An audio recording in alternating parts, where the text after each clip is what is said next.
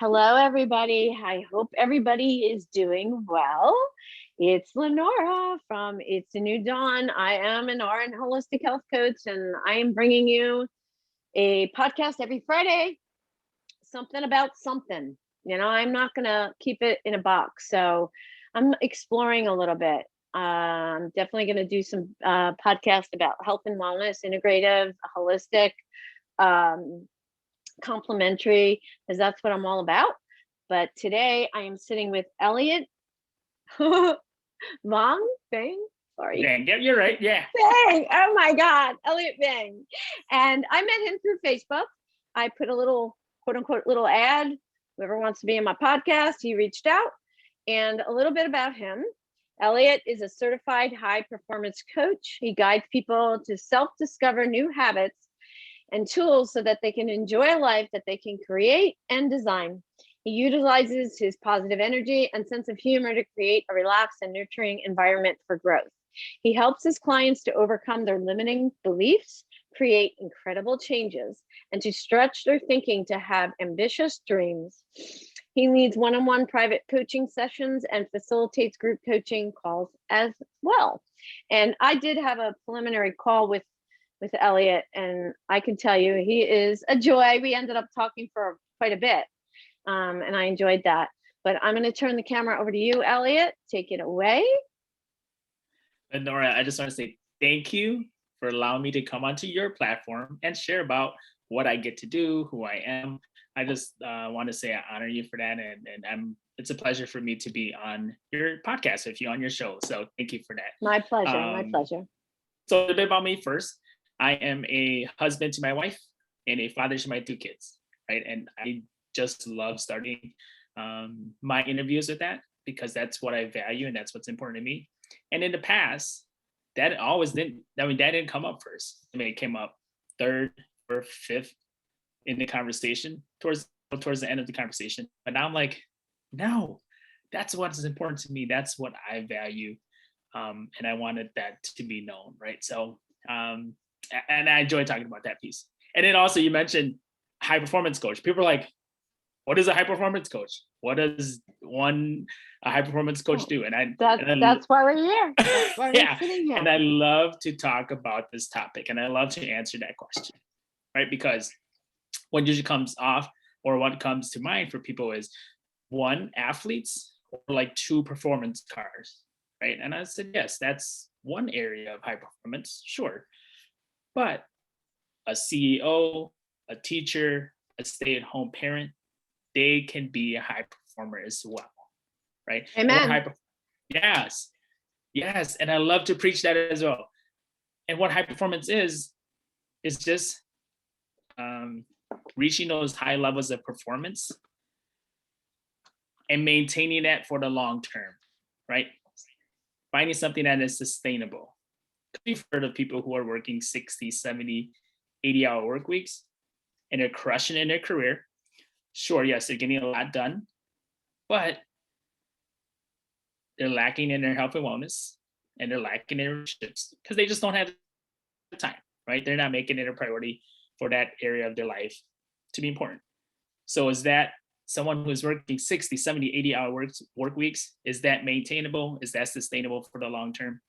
If you want to have those healthy relationships, if you want to have take care of your health and wellness, right? So I love talking about high performance and saying that, yes, everybody can be a high performer. And you talk about that. I also, as a nutritional counselor, that is one of the things I talk about. You have to find the way of eating that you are going to sustain for the rest of your life.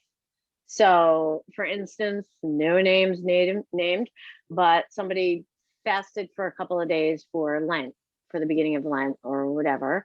And I'm like, fine, be fine for a couple of days, And then he gets on the scale. Oh, I lost this amount of weight. I think I'm going to start doing that, like not eat. I'm all for fasting, believe me. Yeah. And that's a different show. Yep. But he wasn't doing fasting. It was just something he was doing for Lent. But I said, okay, let me ask you, is this something you could do for the rest of your life? Probably not. So you want to have something that you're gonna be, okay, you know what? I could eat like this. This is cool. I'm not taking a pill. I'm not doing a detox. I'm not eating some crazy diet. I feel the same way about teaching people the foundation of nutrition. Something Yeah. you have to think about that you'll do for the rest of your life. Can you work this many hours for the rest of your life? No, not without burning out and Yes. getting some Getting illness sick. or Yeah. Right. right. Yeah. And I love to talk about it because like my son who's 12, he's, he plays sports and stuff. And he's like, oh my gosh, Dad, I'm just not going to eat for the rest of the day. I'm like, why? So that I can maintain this flat stomach that I have. I'm like, for one day, okay, but is this something, are you going to do this tomorrow, the following day, next week? Is this something you think that you can maintain? And luckily for him, he went through this like nutritional class, and they talked about nutrition and eating stuff that's right for you, right, that fits you as a teenager. And he's like, oh, he's looking at it from such a different perspective. I'm just like, okay, That's amazing. That's good yeah, for 12 years great that old. you can That's see great. that. Yeah. Mhm. And I also just love talking about high performance to people in general, because they do think that how does one get there? Like how can me as a teacher or a stay-at-home parent compare myself to that C-suite executive, right? Well, And it's like, tell me what you do, Elliott. That's why and we're when here. what high performance, so what I do as a coach, I'll work with them.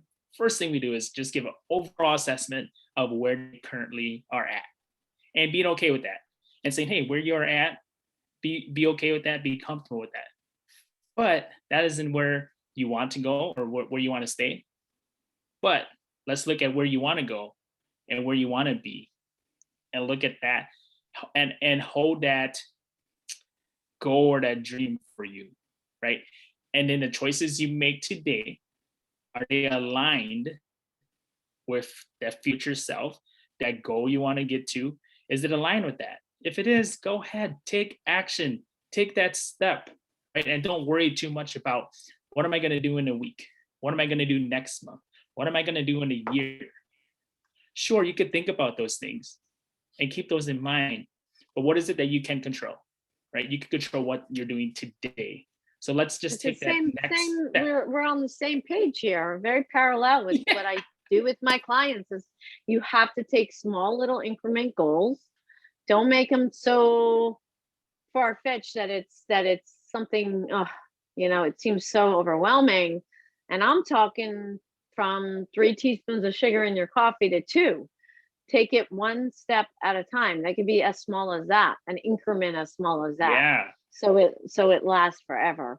You know what I'm Yeah. saying? And Then in build a couple upon that. weeks, right? When you're in a couple weeks, then you do it down to 1 teaspoon. It's the same with what you're teaching here, which is great.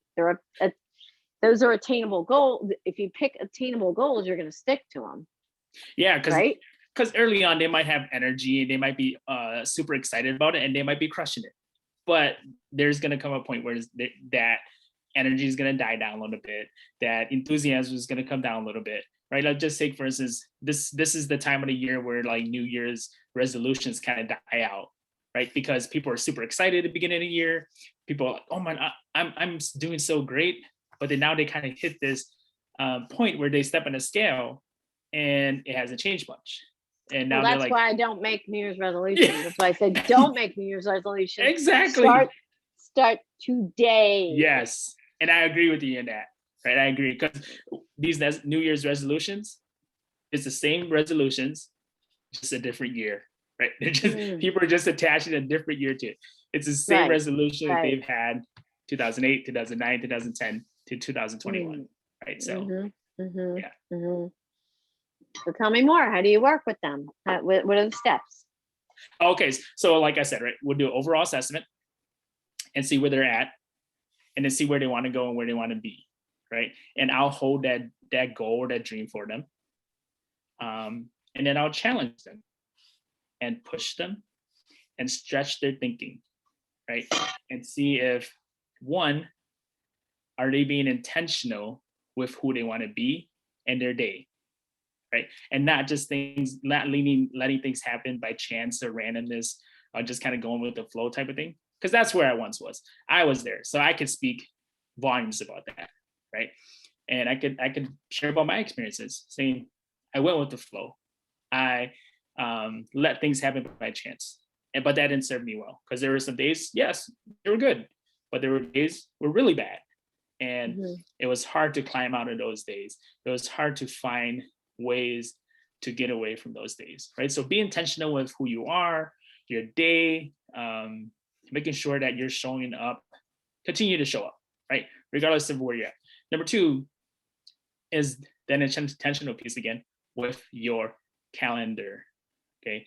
Making sure that you are time blocking your calendar for the things that are important. And this doesn't start the day of, right? If you are looking at it from a week perspective, it starts beginning of the week. If you're looking from a day perspective, it starts the night before, right? For me, for my schedule, I have to make sure I'm looking at my schedule the night before, or else I'm going to go to sleep and have insomnia about, oh my gosh, what is happening tomorrow? I forgot to look at my schedule. I forgot what meetings I have. I forgot what things I'm going. Then I'm not able to sleep, right? And that was hard for me to figure out. And once I figured out, I was like, oh, I'm sleeping way better now, because I'm able to see, look at my calendar and saying, okay, I have a meeting with Lenora today. What time? Okay, I got that. Okay, so now I go to bed with ease, saying, my day tomorrow, I have it planned already in my head. And in the morning, I'll wake up and look at it again, just to make sure that things were aligned and things are in place that from what I saw from the night before, right? So that's two, right? So being intentional with who you are, who you want to be, being intentional with your schedule now, and time blocking that out. And then three, I want to say, make sure you are taking time for yourself, okay? People, it is super important. Yes, you want to help others, you want to serve others, all of that is great. So you got to fill your cup before if you can't take care of yourself, you can't give anything to others. Now, if you say this one line, I'm gonna freak out. Oh, okay. What's the one line that everybody says that talk about being the self-care bit? What's the one line? I don't know. You have to put the mask on first in the plane. It's a plane. You have to take care of yourself first. You know how many times I've heard that? I've recorded like 4 podcasts and hearing it on Clubhouse and on, putting that mask on first. And I'm the queen of being selfish to be selfless. I mean, I tell everybody I'm the most selfish person there is, because I just can't give if I don't give to myself first. Yeah, totally. I just can't. Totally. Just can't.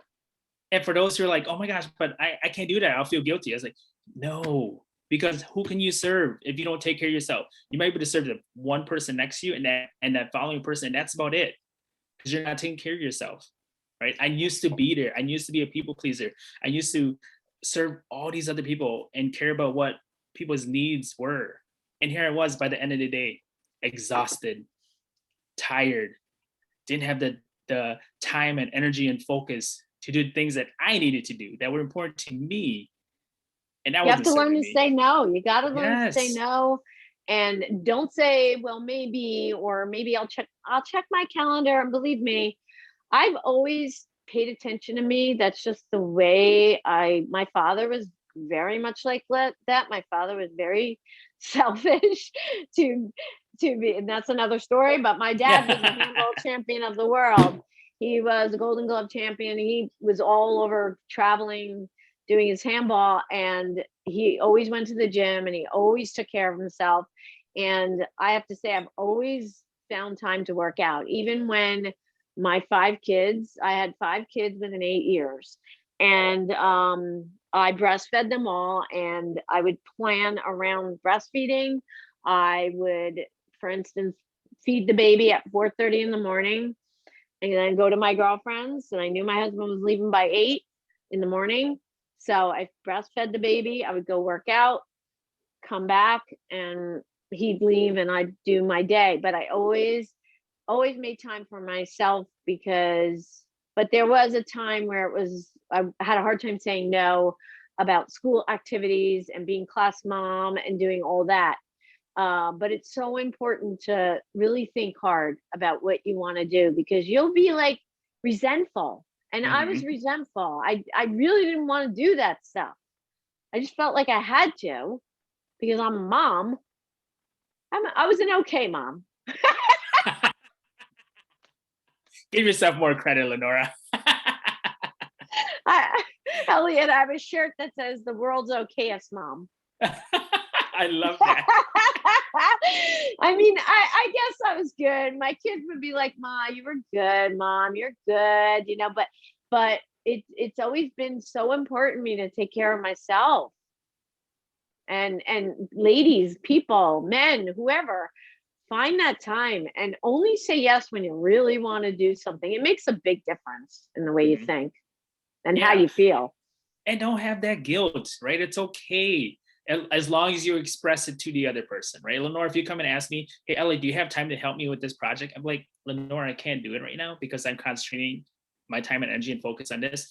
In a week, I'll have time. If you could wait till a week, sure, I'll help you then. But right now, I can't, because I'm my time and energy and focus is on this project." Right. There's a way to respond. Yes. You know, I didn't say, "No, I don't want to do that because I really don't want to be class mom. I'm not fit for that role." I just kind of was like, I'm really busy, and I had 5 kids, and they were little, and there is a way to express it for sure, in a very nice way. You don't have to communicate that, right? Make sure you're communicating that across, right? And don't just say no and leave it at there, because now it's like, why did she say no? Right? If Lenora is saying no to me, give me a reason. Okay, people aren't going to get mad. I would rather you say no to me, and then now I could go find somebody else, right? But if you say yes to me, and then it ends up being a crappy job or not turn out the way I want it to, then I'll be like, "Lenora, what is this? Like, what's going on here?" Right? But now if you're saying no to me, I'll say, "Okay, Lenora said no to me. I'll just go to the next person, right? I'll go find somebody else." Yeah. Yeah. Okay. So then you learn to say no, be selfish. Yes. And then what's the next? Are these pillars? Are they steps? What are they? Yeah. So, and one other thing that I like to work on, it's a quick framework that I work with people like, "But Ellie, I don't know what my purpose is. I don't know what I want to do." Right. So I still don't know though, Elliott. And I'm 56. Yeah. What the heck? And that's also, so even before I answer that, it's like, and that's okay, right? We're all taught that in our 20s we should be doing this, our 30s we should be doing this, our 40s we're doing this. No, we're not living in that time anymore, where we in our 20s we finish school, we start a job, and we work at that job for the next 25, 30 years and then retire. That doesn't happen anymore, right? So regardless of where you're at, you're not too young or you're not too old to still try to go and find your purpose, what you want to do, what you really feel like you're called to do. Go do it, right? Because once people find that, there's gonna be more joy, more happiness, more collaboration, and it's just gonna be, this world would be better off that way, right? More happy people doing what they love to do. Yes. Yeah. So then going back to that framework, it's a quick framework I walk people through. It's not a long process. Number one is, what do you get emotional about, right? What is it that eats at you when you see it happen? What tears away at your heart when it's happening, right? Number two, what is it you get excited about, right? You would do it regardless if you get paid or not. It just like, you could just get this, that feeling inside, just like, "Oh my gosh, I just love doing this." And then number three, what is it that you're exceptional at, right? What is it that you are good at? Because if we're just passionate about it, that's just one piece. But if we're passionate about it and exceptional at it, now we're able to move that needle, right? I could say I'm only 5'6", but if I say, "Oh my gosh, I'm so passionate about playing basketball," sorry, Elliott, 5'6", you're not gonna make it in basketball, okay? Right? How about if you're passionate and you're just like kind of mediocre at it. And You that, still that have a works chance? too. Yeah, of course. You still have that. Right. But I'm saying for me, I'm very passionate on doing these podcasts, but I'm not. I'm mediocre. I'm trying to figure out how to do them more professionally. but Lenora, how are you going to get better at it? Right. By just doing it, which what you're Right. doing right now. Right. Right. If you're just sitting behind your computer and researching and listening to these different podcasts and not actually taking action, like, oh my gosh, I'm going to read up on how best way to do a podcast.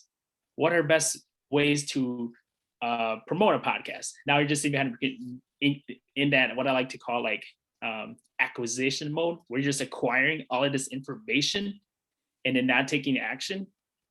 That's not going to serve you well. You're already working towards getting better, right? You're acquiring Thank you, Elliott. this knowledge, right? And you're only going to get, because let's just say 2 years down the road, you're going to look back at your first episode and be like, that was me. I was doing that. I can't believe it, right? Because the more you do this, the more you're going to get comfortable with it, the better you're going to get at it, right? So again, just real quick, that framework, right? What is it you get emotion about? What is it you get excited about? And then what is it that you're exceptional at, right? Just kind of get people to get their mind moving to say, oh, this is what I like. This is what tears at me when I see it happening. And this is what I feel like I can be good at. I can work in this. Because all of these skills we can learn, right? We can learn all of these skills. You wanting to learn how to be a better podcast host. Sure, that's a skill you can learn and acquire. Me, I can't learn and acquire my height from 5'6" to be 6 foot. I can't do that. I stopped growing already, right? So right. And just an FYI, I'm only 5 feet tall. So you're speaking to the choir. And my husband's 5'6", and my tallest kid is 5'6". So yeah, okay. Short is good. Short is good. And hey, and just to be clear too, yes.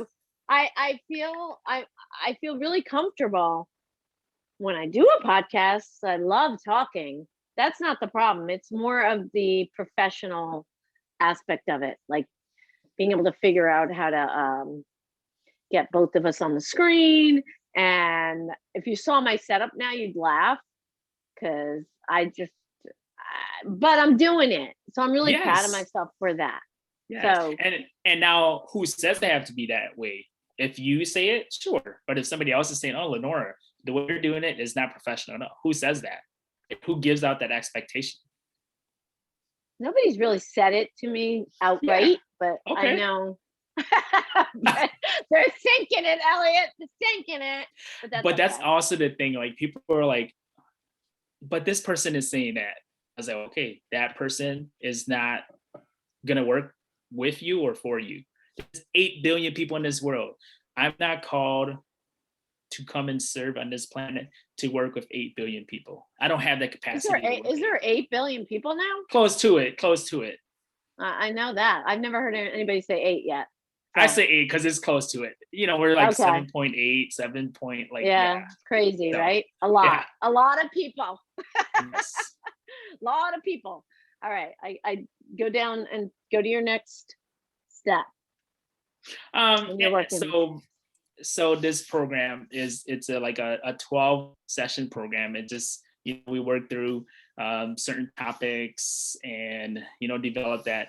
I love coaching because I love it to work with the client and have the client figure out all of this stuff, right? And have the transformation. And when that light bulb kind of goes off in their head per se, right? And they, oh my gosh, really? That's all? Like, yes. And you did all the work, right? Because here's the coach that's here to help guide them to where they want to go, right? And not me telling them what they should be doing, what they can be doing. It's all about working with the client to see where they are at, and just letting them be comfortable with that, and then making them dig a little deeper to find those answers that they're looking for, right? Those solutions that they're for their struggles and their challenges. So it's a 12-week program. 12 weeks. They sign up for 12 weeks. I like to say sessions because, and it is, Sessions. yeah, because it can be weekly, bi-weekly, monthly, depending on how it fits them the best. But I do like Mhm. weekly because there's momentum there. You can still pick up that momentum, and it's not too long of a gap or break before meeting again. But again, it's to the client's liking to say, hey, I just want to meet once a month. Okay, sure, that works as And well. you do it over Zoom, Yes, or what do yes. you do? Over. And Yep. are there more male, more female? What's the age bracket that you normally work with? It's actually been more female, surprising to me. I I didn't like that wasn't my goal, that wasn't my intention. It just kind of happened to be that way, and it's been wide ranging because I love to work with the younger population as well, right? Mhm. High school age to students who are just starting college, because I come from an education background, Mhm. and I see that there's been a gap with what the students are learning in school as compared to the tools that they need to navigate in the real world, right? When they get Amen. right. So Amen. communication is a big piece. Like students don't know how to communicate as well as adults with adults, especially this past year, right? Because it's been a whole year of students not being able to be in class with their teachers, having adult-like conversations, talking about stuff that's outside of academics, right? That's a big piece that's missing. And just being able to work with them and just saying, hey, you have to speak up for yourself. If you want something, you have to ask for it. You're not just gonna Mhm. get it. The teachers can't read your mind. Um, the other students can't read your mind. If you want something, you have to ask for it, but in a Mhm. nice way. If a teacher gives you, say, like a grade or back on your paper, and you felt like you did an awesome job, that you wanted an A, but you got a B instead, ask your teacher why. Like, hey, teacher, do you have Mr. or Mhm. Mrs., do you have 5 minutes, 10 minutes? I just want to talk about my paper. Say, what is it that you saw that I got a B? Right. And just acquiring that and just asking that question and say, oh, you were missing this piece, that piece, this piece. Then now you know, instead of, oh, that teacher has it out for me. I put in my best Instead of effort. right, instead of assuming, like, are you the Yeah. one I talked about the four agreements, the book? No, no. Before, when we were talking, I think it should be in every school. I did a whole segment on my YouTube channel Okay. and podcast. It's just about not taking anything personal. I can't go into it, but it's you got Okay. to listen to my YouTube channel. But it will help people think in a different way, which Hmm. it did for me. I mean, it's been out since '97. It's a game changer, a life changer book. Very thin book, beautiful book, but not taking anything personally and not making assumptions are huge. Two things that this the author says in it, and we tend to just assume things Yes. all the time. We don't know why that teacher gave that kid a Yeah. B, and it's to ask. My motto is what's the best that could happen. You'll be clear in your head and exactly what you said. Then you know why, and then you're not at home going, "Well, she just doesn't like me," and Yes. whatever. Right. Yeah. So now I love that. I also think in school that yoga should be taught, mindfulness, nutrition, real health and wellness, nutrition. That Mhm. should be that should be taught. There's so many things, you know, that I would change in a school system. Just having all five kids through, and having kids with epilepsy, and Yeah. my daughter, she had was diagnosed with ADHD. Now, mind you, I'm a nurse, and I'm not putting down medication if you need medication, but Hmm. we have to get to the cause of things, not the symptoms. But the teachers wanted her to be put on medication Mm. because she was difficult, I guess, but not, believe me, but not once did the doctors ever ask, what is your daughter eating? At the time she was eating, it was out of my control. And now you have children, the more you push, the worse it gets. Where I pray to God, leave it up to the universe, and today she's she's great, but not once was that asked about what is she eating, what is she putting in her mouth, how is she sleeping. It was medication, medication for ADHD, medication for depression, medication, Yeah, we need to be taught different in school. And I believe in the foundation of, and the reason I say this is nutrition. So nutrition is so closely related to your mental health.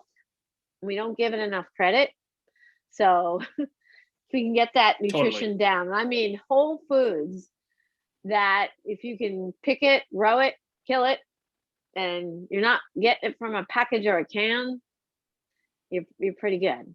So, but we don't have that. We don't have that.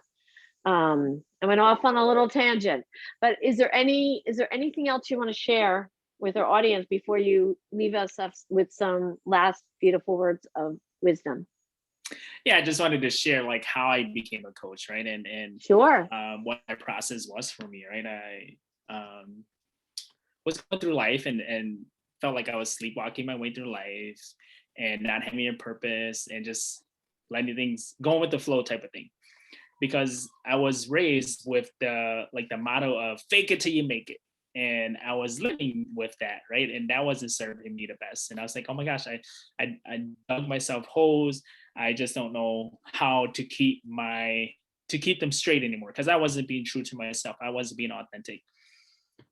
So then, my marriage was on the rocks. It wasn't going well because here I was trying to figure out who I was and who I knew there was more for me. I wanted more, but I just didn't know what that was. And it wasn't until I was at a live event surrounded by this energy crowd, people, and the room was rocking, right? It was a 4-day event. Day 1, day 2, it was awesome, like great for me. And then day 3, I was at the hotel room crying, fetal position. They want to get out of bed because I knew that if I got out of bed, went to the live event, was going to commit myself to this coaching, and I was afraid of that because I've never invested in myself. I've never done Mm-hmm. something for myself. And I knew if I went there, I would have to commit and I would have to get to this next level, which I was searching for, but I was afraid to take that next step. Mm-hmm. Mm-hmm. And luckily for me, I am a music person, not playing music, right? But listening to music. I started listening to tunes, put on my headphones, and found some strength to get dressed, go down to the live event, was immerse myself into that environment again. And it was mind blowing because I was like, oh my gosh, I'm so glad I did this. I'm so glad I immersed myself back in because the energy was awesome. Being around that crowd was great. And in one particular small group share, after sharing, one lady, I didn't know her, she pulled me aside and said, Elliott, you are the most inspirational person in this room. And here I was thinking, me in front of these coaches, speakers, authors, all of these different people. And you're telling me that I'm the most inspirational person. So I was like, oh my gosh, I have to find out like why. Like, why does she think this? I was like, why do you say that? Like, how did I come across it? She's like, one, you were just being authentic and you were open and you just shared and you didn't hold anything back. And I was like, okay, thank you for that. Right. So I said, thank you for that. And I was like, okay, this was my moment. This is that was telling me that I need to make this step. I need to get this coaching, get this program, and move forward with it. Funny thing was, I told myself at this live event, I'm not going to buy anything. I'm not going to purchase anything. I know they're going to try to sell me on something. And I left my credit cards at home. And I said, I'm not buying anything. So then I went to the team and said, hey, this is my story. And I was afraid. I was like, oh my gosh, what are they going to think of me? Right. But I was like, no, just take the courage step. Just be yours. And it brought me back to the time where that lady said, hey, just be authentic and be open and share yourself. Right. Which I did. And I said, hey, this is my situation. I said I wasn't going to buy anything. So I left my credit cards at home. But I do want to buy this. I do want to move forward with this. So can we work something out so that when I get back, I can be in touch with you and move forward with this. They're like, okay, first, fine, works out great. Here's our contact info. This is the person you want to get a hold of. When you get back home, get your card, take care of it then. I was like, that's all it took for me to just share myself openly and being authentic and being real. Mm-hmm. And I was like, oh my gosh. And I want to say, it's the best investment I've made in myself. Wow. It's the best thing that's happened to me. And now my relationship with my wife is totally different. My relationship with my kids is totally different. Because I'm more present in their life, right? I made the changes to say, hey, I'm not going to try to multitask and type away in my computer and try to have a conversation with my son, or have a conversation with my wife, or have a conversation with my daughter, because that wasn't serving me. I would sit on my computer, type away my computer, my son would come and talk to me, and I'm nodding away and typing away as well. How many of us do that? I'm sorry? How many of us do that? Every single one. And that's saying if you do, you're not a bad person, right? You're not saying no, we're not. Yeah, we're not. But it's sad, and it is. It's the truth. It is, and I wanted to share that because here it was typing away. My son's like, Dad, I have soccer practice in an hour. Okay. In an hour, it's like, Dad, we have to go. Go where? Where are we going? I have practice, Dad. I'm like, oh my gosh, like why didn't you tell me you had practice? When? Like you didn't tell me this. And in reverse the roles, right here, my son is playing away with his video games. I come, hey son, do the dishes. I'm gonna run to the store for an hour and I'll be back. Right? He's like, yeah, okay. I go to the store, come back. He hasn't moved. Dishes are still in there. I'm like, okay, I can't get mad at him because I didn't role model that for him, right? Mm-hmm. He was just learning from me. He was just seeing me doing it, and I can't yell at him. So then now it's like, I'll go to him, have a conversation. He'll stop what he's doing, and not all the time, right? There's to be moments where I'll have to remind him, hey, can you give me your attention? Can you kind of turn your body towards me, right? And then now I can have a conversation with him, right? And that's so important because now we're letting the other person we know, we're talking to them, that they're being heard and they're being seen, right? Those are such big game changers. I feel heard and seen, right? I feel heard and seen. Yes. Mm-hmm. Yes. And all of this, just give them your attention, right? And if you're busy with your final thought on doing something, hey, give me 5 minutes. Let me finish this and I'll give you my attention, kind of thing, right? That's why I'm glad when my kids were being brought up that there wasn't any of this. There wasn't.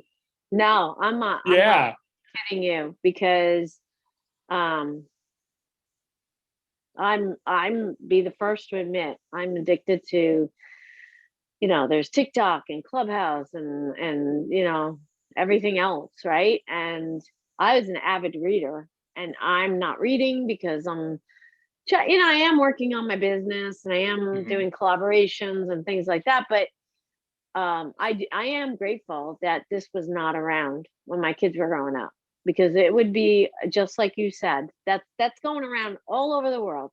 That scenario, sadly, is more common than not. Yes. And probably worse. You bring up a great point about social media, right? It's like, we could get so addicted to scrolling through Facebook, Instagram, TikTok, Clubhouse now. It's like, where do we stop?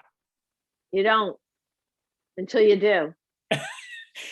But I'm like, okay, it's hard to say, Lenora, can you just stop doing it? Because you know that you shouldn't be on there. You shouldn't be doing that. I know that. Right? Yeah. I know that. And we all know that. It sucks. It's like, it's like I said, you talking makes me realize really how lucky I am not to have that around when my kids were little, because at least they had me, even though I still was world's okayest mom, even though we didn't have internet things. But it would be way worse. It would be way worse. I admit that. And it's sad. Just that whole scenario makes me sad that you're talking about, because it's so common. And like I said, I think it's even worse than that. Mm-hmm. I think people are even more addicted than you're even saying. And if Bad. they are addicted to whatever social media platform, I'll be like, okay, so here's what we're gonna do. You can go on Clubhouse, Facebook, TikTok, Instagram, 10 minutes, 15 minutes, set an alarm on your phone. As soon as that alarm goes off, that's that trigger in your mind to say, hey, I need to get off and get off, right? Set that alarm. Developing right? new habit. Yeah, It's because just you developing think new habit. I'm gonna stay on for 15 minutes, right? You're scrolling. By the time you realize you're an hour later, 4 2 hours hours later. Yes. 4 hours right? later. Yes. So be mindful of that. Be intentional with it. Set that alarm. Right. Even I still do it. I set the alarm. Say I can only go on unless you're doing it for business purposes. Sure. Right. Go ahead. Do it for business purpose. But don't right tell now, yourself you're that's doing it what for I'm business. doing on Clubhouse. Like I was started TikTok for that. I have 11.4 thousand followers on TikTok, which isn't huge in TikTok land, but it's not serving me in as far as business goes. So I'm kind of weaving my way out of that. And although I've met so many cool people on TikTok, I wouldn't have been doing this podcast again if it wasn't for TikTok. So okay. Yeah. So then I found out about Clubhouse, got invited to that last week. And I think it'll be really good for what I want to do as far as my business, collaborations, and all that. So I have been spending more time on Clubhouse for that reason. But for sure, I spend way too much time on social media. Yeah, for sure. And you're not the only one. We all do it, right? And again, it goes back to what I said earlier. Is it aligned with where you want to be in the future? Is it aligned with where you want to go? If you're using it for, like you said, business purposes, and yes, it's aligned because you're going to connect with people, then sure, take that action. But if you're just on there for the sake of being on there to scroll, set those boundaries and give yourself time. A time limit, saying 10 minutes, 15 minutes, 20 minutes, whatever. I could do that. I could do that with TikTok for sure now. Yeah. I could do exactly what you said. I could do like the 15-minute rule, because that is more scrolling. That's like, I do a couple videos because people are used to me doing them. Where have you been? I was doing lives and stuff like that. And I appreciate my followers, but it's entertainment now. It's not for business at all. Because when I put something that's connected to what I want to do, it's like crickets. There's like nothing on TikTok. So they're not used to that. But so I am absorbing myself and trying to make Clubhouse work for me. So I am weeding my way out of TikTok. I could definitely set an alarm. Okay, 15 minutes in TikTok. That's it. Yeah. You know? Yeah. For sure. So, do you have any last parting words, or you still want to go? You can still talk. You're the host. I'm going where you're going to take me, Lenora. No. I mean, I'd like to go no longer than an hour, because I think I told you that people just don't have attention spans that long. Right. Yeah. We have a little bit more time. I mean, you could talk about more about what you do, or you can leave us with some parting words of wisdom, like I always ask the people that come on, because that's what I put on our social media little clip. So I just want to reiterate what I said earlier as well, right? Kind of leave this message of make sure that you are being intentional with your time, because your time, you can't get it back, right? We all have the same amount of time in a day. Lenora has 24 hours. I have 24 hours in a day. You have 24 hours in a day. We don't get that time back, right? So be very intentional with that time and making sure that you are using it to the best, what you value the most, right? That might be family. That might be time with yourself. That may be time with your loved one, your friends. What is it that you value the most? And schedule in that time with them, right? And don't be afraid to say, I'm scheduling in meal time with my family. No, if it's important to you, put it on your calendar so that's blocked off, so that you don't have a impromptu meeting that comes up at that time. You don't have something else that comes up just surprisingly at that time. No, I'm blocking off this time because I'm making it a priority to hang out with my family, to have a meal time with my family, right? Super important, making sure that you're being intentional with your time. Love it, Elliott. Thank you so much. And where can people get in touch with you? I will leave your links below in the Awesome. show Yeah. notes, but you can let them know where they can get in touch with you here Sure. if you want. Yeah, just come onto my website, right? Go to my website, elliottVang.com. That's Elliott with 2 T's and 2 L's. Okay, elliottVang.com. And there I have some like some free guides for you to help you be intentional with your day. And it's a daily habits that you can build upon, right? Questions of like, who do I want to be today? How do I want to show up today? What things am I looking forward to today? Right? Simple things that you can kind of ask yourself on a daily basis to set your intentions for that day. Thank you, Elliott. Hang out for a second. And everybody, you can reach me through my links below. All my links will be in the show notes, my email, my website, podcast links, YouTube links in the website. Also the Rawr bar. Please support this company. It's the only packaged good I eat, owned by 2 young, beautiful people. And they are based out of Minnesota. Have you heard of the Rawr bar? No, I haven't. I have to look that up. RAWR? No. They're the bomb. And they are vegan. The bars are vegan, but they fit every diet. They have 18 to 22 grams of protein a bar, all organic ingredients. My code is capital LENNY number 5 Lenny 5 for 5% off. And that link, the affiliate link, will be below. Also, I don't believe you have to use the affiliate link to get the discount. You just have to put the Lenny 5 in there. And yeah, that's it. So thank you everybody for joining.